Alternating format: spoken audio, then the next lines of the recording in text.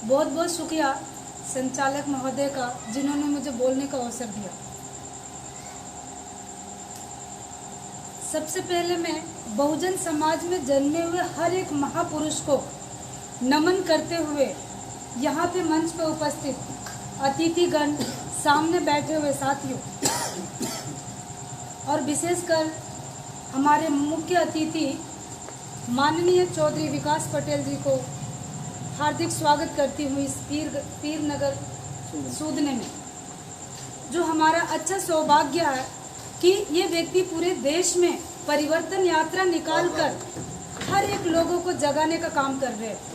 इसमें कोई पार्टी और किसी उससे मतलब नहीं है, ये सिर्फ ओबीसी वर्ग के लोगों के लिए ही काम करते हैं, दिन रात इनका काम है। तो हम धन्य हैं कि ऐसा एक धरती माँ ने ऐसा पुत्र जन्म करके दिया कि हम ओबीसी को इतने लोगों को एक साथ बैठने का मौका मिला।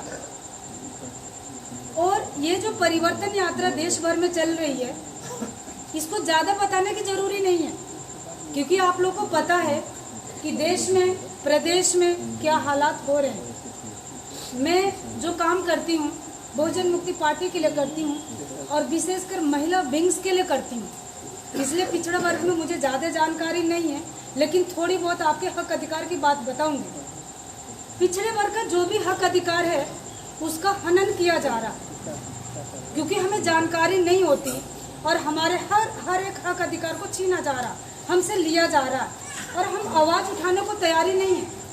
ना सोच रहे हम, कब तक हम सोचते रहेंगे ऐसे।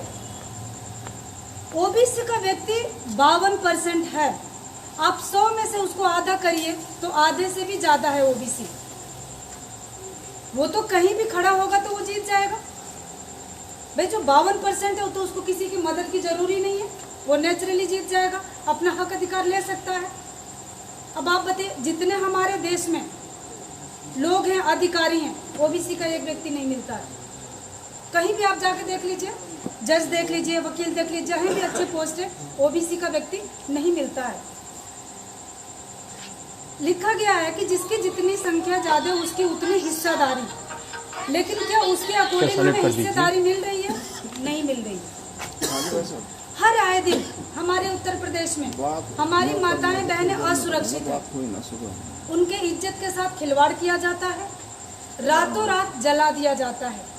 अभी दिल्ली में कांड हुआ था, एक वाल्मीकि लड़की थी, 9 साल की लड़की, और उसका आधा शरीर जला दिया इन लोगों ने।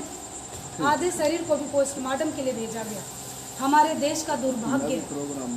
ये क्राइम क्यों हो रहा, ये हमें सोचना पड़ेगा और एक सवाल खड़ा करनी पड़ेगी हम आपस में कि इतने बलात्कार, इतने क्राइम क्यों दिन पे दिन बढ़ते जा रहे हैं। इसका एक कारण है एजुकेशन, क्योंकि जब तक आपको शिक्षा नहीं मिलेगा, सही दिशा नहीं मिलेगी, आप गलत काम करते ही चले जाएंगे और आपको कोई रोकने वाला नहीं है।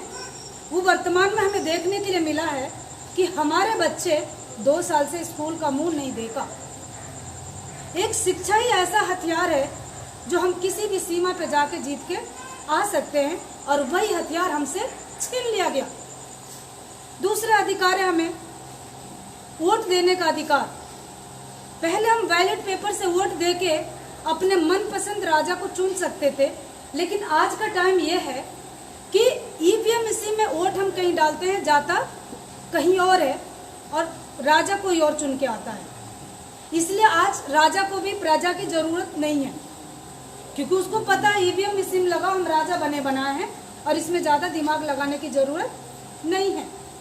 अभी सीतापुर में 10 कुम्हारों के घर जला दिए गए, 10 कुम्हारों के। ओबीसी के साथ इतना ज्यादा, उधर पूर्वांचल में इतना ज्यादा अत्याचार हो रहा, हर आए दिन एक नई घटना सुनने को मिलता है। जब आप 52% होके अपने अधिकारों की लड़ाई नहीं लड़ सकते तो और क्या करेंगे आप? हर आए दिन हमारे संविधान का एक एक लाइन खत्म किया जा रहा। एक संविधान ऐसी चीज है जो पूरा भारत देश का सुरक्षा कवच है, आप माने जाओ किसी को भी। आर्टिकल 340 उठा के देखिए, उसमें ओबीसी के लिए लिखा बाबा साहब अम्बेडकर ने। अगर जो आर्टिकल 340 ओबीसी वर्ग का व्यक्ति पढ़ लेता आज हर जगह शासक में MP MLA हर एक जगह में OBC का वर्ग मिलता, पहले नंबर पे मिलता। आज आप खोज लीजिए आपके कितने अधिकार दिए जा रहे हैं। वोट आपसे ले लिए जाते हैं लेकिन आपके हर एक काम को दबा दिए जाते हैं। इसके लिए हमें आवाज उठानी पड़ेगी। अभी हमारे किसान भाइयों का देखिए, जिसको खेत में रह के अनाज पैदा करने का काम है वो बॉर्डरों पे बैठा हुआ है। ये कानून ब्रिटिश सरकार में भी आई थी। भगत सिंह के चाचा और पापा ने आंदोलन पंजाब से निकाला था और ब्रिटिश सरकार ने 2-4 दिन के अंदर ये कानून वापस ले लिया था। तो मुझे तो समझ में आता है कि वो ब्रिटिश सरकार शायद ज्यादा अच्छी थी। आज 9 महीना होने को जा रहा। मैं भी जाती हूँ किसान आंदोलन में, जब भी तभी मुझे टाइम मिलता है तो मैं दे आती हूँ।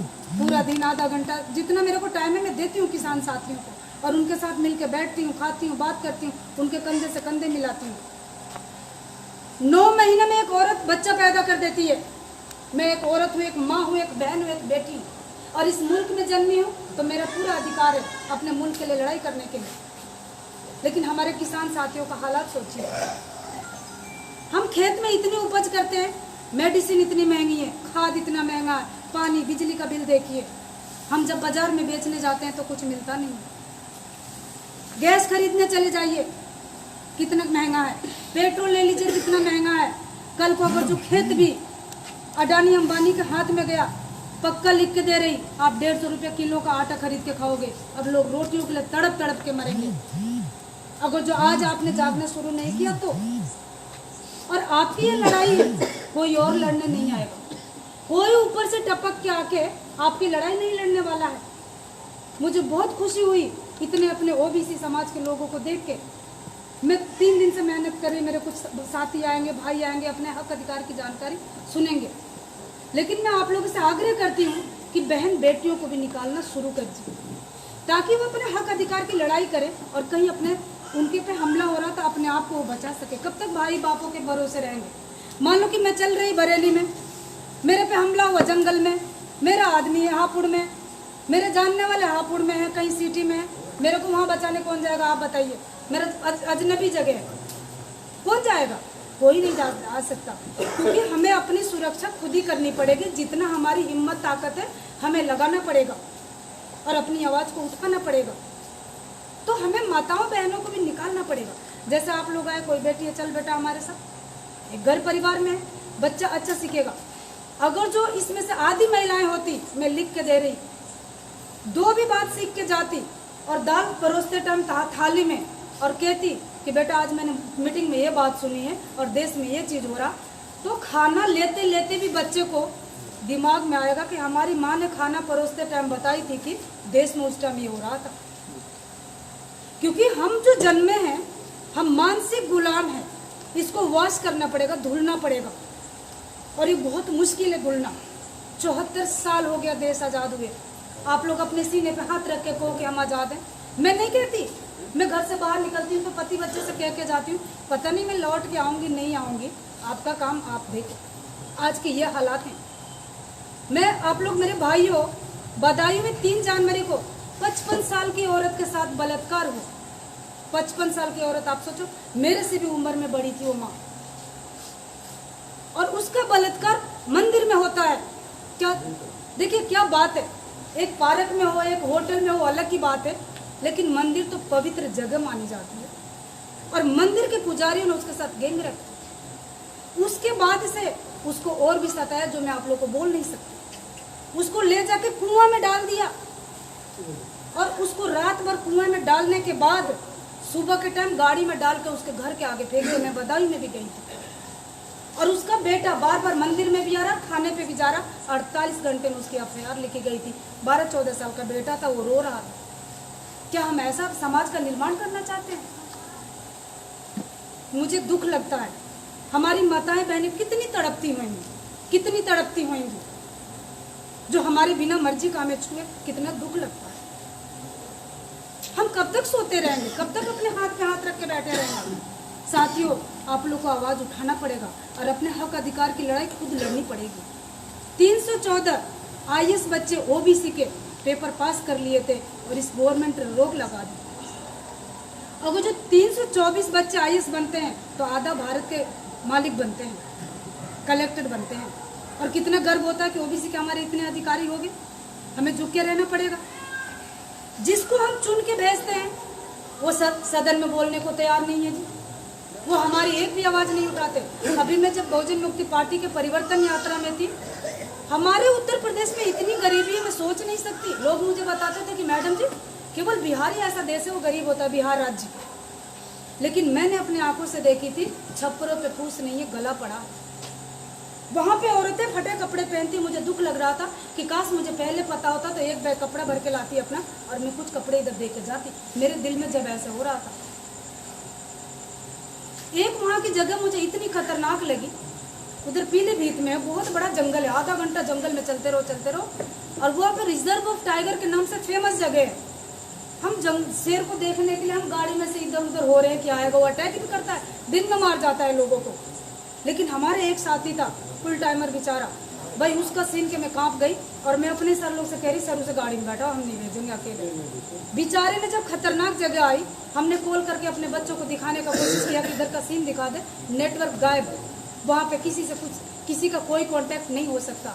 वो सर ने अपनी बाइक को अपने पॉकेट में कुछ चाकू रखते हैं, उन सर ने क्या करा, अपने पॉकेट से, बड़ा शातिर दिमाग का है, चाकू से वो निकाल के हाथ में लगा के और गाड़ी को चलाना शुरू किया। उसको पता है कि जब शेर अटैक करेगा तो मैं उससे कैसे लड़ सकता हूँ। एक हमारा भाई एक शेर से लड़ने को तैयार है, वो भी तो हमारा भाई बेटा, उसे भी तो हम ही लोगों ने जन्मा और बनाया, तो उसको पता है और उसमें अकेले चलता है और हम उसको देख के डर रहे। तो जब हम लोगों को चुन के भेजते हैं तो ये लोग चुप हो जाते हैं, तो आप उनसे सवाल कीजिए, बोलना सीखिए। बाबा साहब ने कहा था बोलो, बोल नहीं सकते लिखो, लिख नहीं सकते जाओ, जा नहीं सकते खर्चा करो, खर्चा नहीं कर सकते तो सहयोग करो उनके साथ मिलके। तो हम सभी लोगों को एक मंच पे आना होगा। मैं ज़्यादा नहीं बोलूँगी क्योंकि हमारे मुख्य अतिथि बहुत अच्छी बात बताएंगे आप लोग को हर तरीके से। तो हमें एक मंच पे आना होगा। SC, ST, OBC, माइनॉरिटी, 4 भाई हैं, इन चारों भाइयों को एक मंच पे आना होगा, जब हम ये लड़ाई जीत सकते, वरना हम अकेले पीटे जाएंगे, मारे जाएंगे, कुछ होने वाला नहीं है। माइनॉरिटी में मुसलमान है, सिख है, ईसाई है, बौद्धिस्ट है, जैन है, लिंगायत साउथ में होता है, इधर के लोग नहीं जानते हैं, वो उधर के लोग होते हैं। तो हम सब एक DNA के भाई और बहन हैं। तो साथियों, आप लोगों ने मेरी बात बहुत ध्यान से सुनी और इसके लिए धन्यवाद, आभार। मैं अपना टाइम सर को देती हूँ।